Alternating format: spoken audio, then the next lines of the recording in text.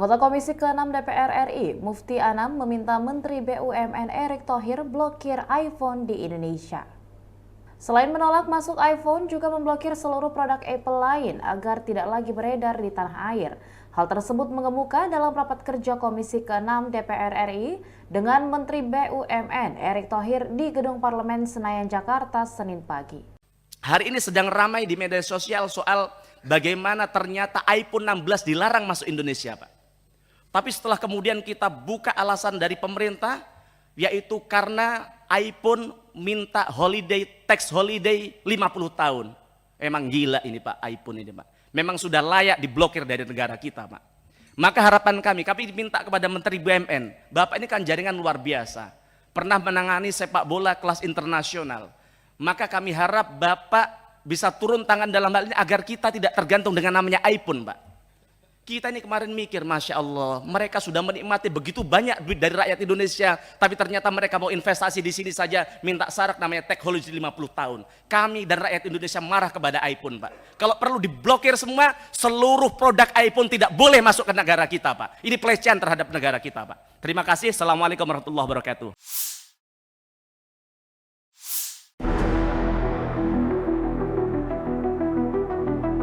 Mantan pimpinan Front Pembela Islam atau FPI, Habib Rizik Syihab berada di Mekah saat FPI menggelar reuni aksi 411 di kawasan Patung Kuda, Jakarta Pusat, Senin 4 November. Rizik Syihab pun turut memberikan pesan kepada para massa demonstrasi. Habib Rizik meminta agar massa waspada jika aksi tersebut ditunggangi oleh kelompok merah. Kelompok merah yang dimaksud Habib Rizik tersebut diduga merupakan pendukung Basuki Cahayapurnama atau Ahok. Ditakutkan kelompok merah tersebut menyerang Cawagup Jakarta Suswono dan PKS dengan dalih penistaan agama. Pasalnya, menurut Habib Rizik, kasus Suswono dan Ahok sangatlah berbeda. Saat kasus memanas, Ahok disebut tak mau meminta maaf. Bahkan menurutnya, ex-gubernur Jakarta itu dilindungi oleh rezim Jokowi. Setelah didemo, Ahok barulah meminta maaf, sementara Suswono langsung meminta maaf saat pernyataannya viral. Lebih lanjut dikatakannya pernyataan Suswono dilakukan tanpa sengaja.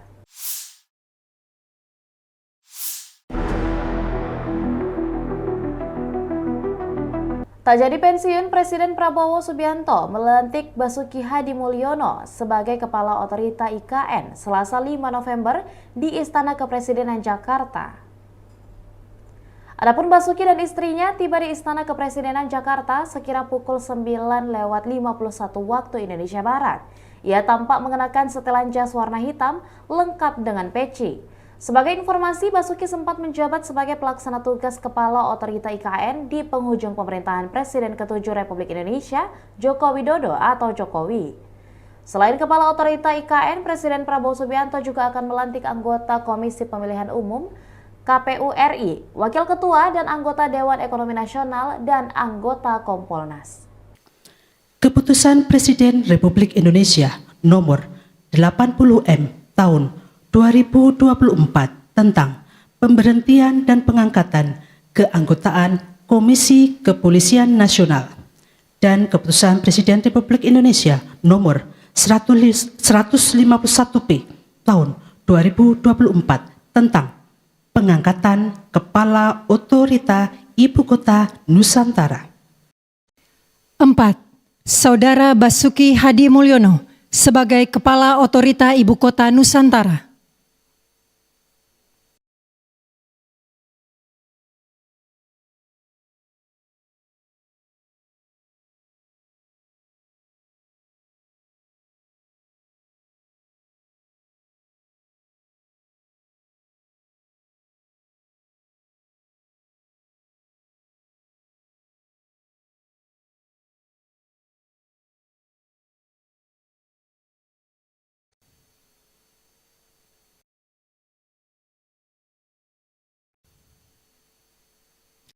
Kepada yang terhormat Presiden Republik Indonesia, dimohon berkenan kembali ke tempat semula.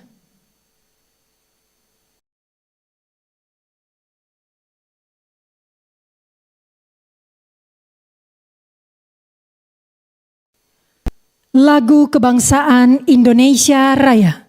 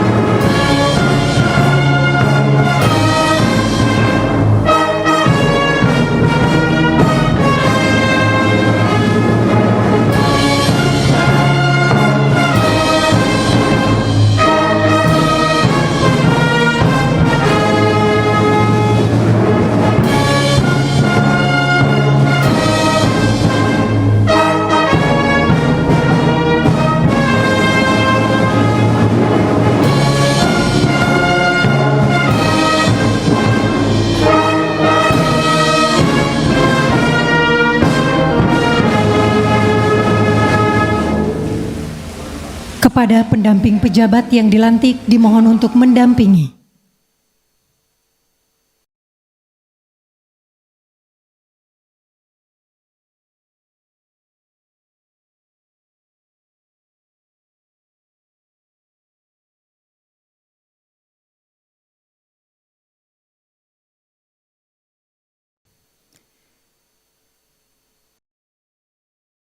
Selanjutnya pemberian ucapan selamat didahului oleh Presiden Republik Indonesia dan Wakil Presiden Republik Indonesia diikuti undangan lainnya.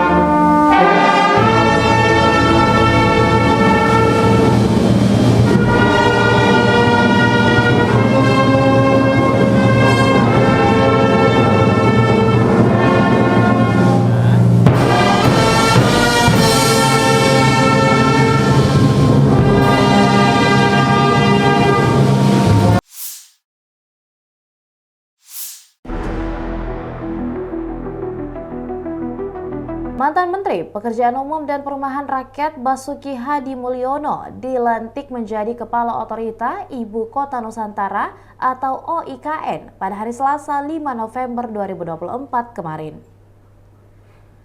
Saat berada di hadapan Prabowo, Pak Bas pun membungkukkan badan dan mengatupkan tangan. Saat pelantikan, Pak Bas didampingi oleh sang istri.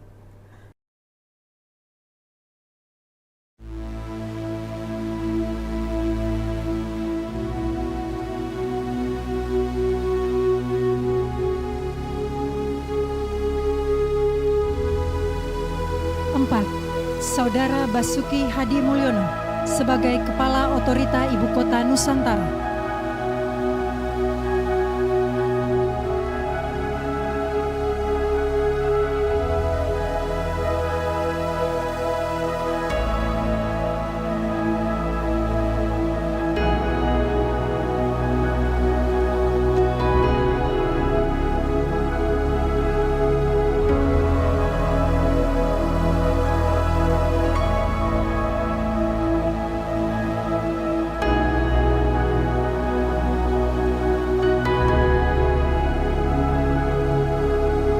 Kepada yang terhormat Presiden Republik Indonesia, dimohon berkenan kembali ke tempat semula.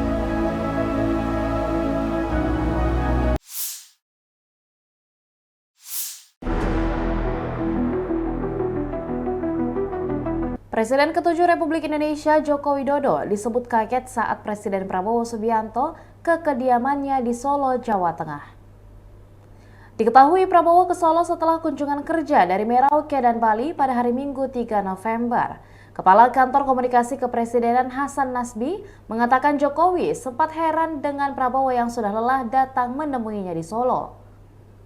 Hasan menuturkan Prabowo lantas menjawab bahwa ia tidak merasa lelah untuk mampir ke Solo dan menemui Jokowi, sebab perjalanan Prabowo ke Solo ditempuh menggunakan pesawat.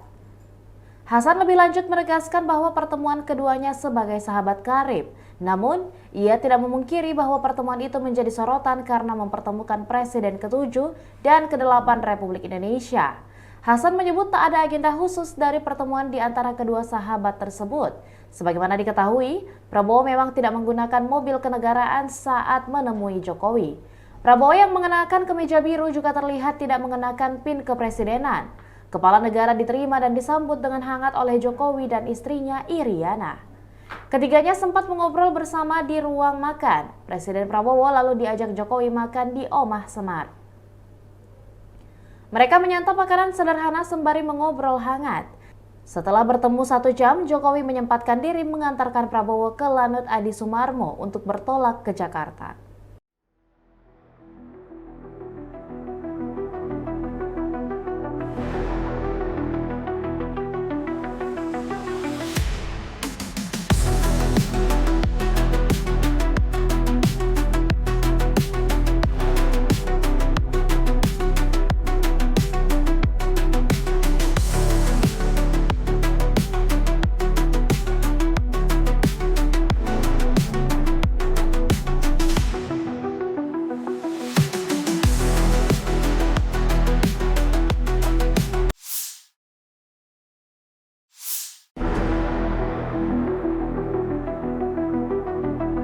Presiden Prabowo Subianto mengatakan dirinya pernah ditertawakan soal tekadnya memberantas korupsi di tanah air.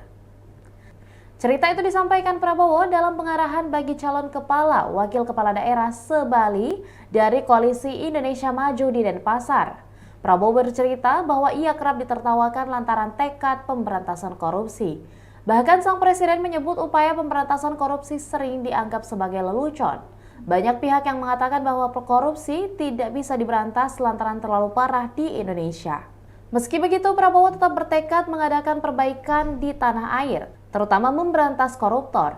Ia menggarisbawahi sikap menyerah pada korupsi harus dilawan.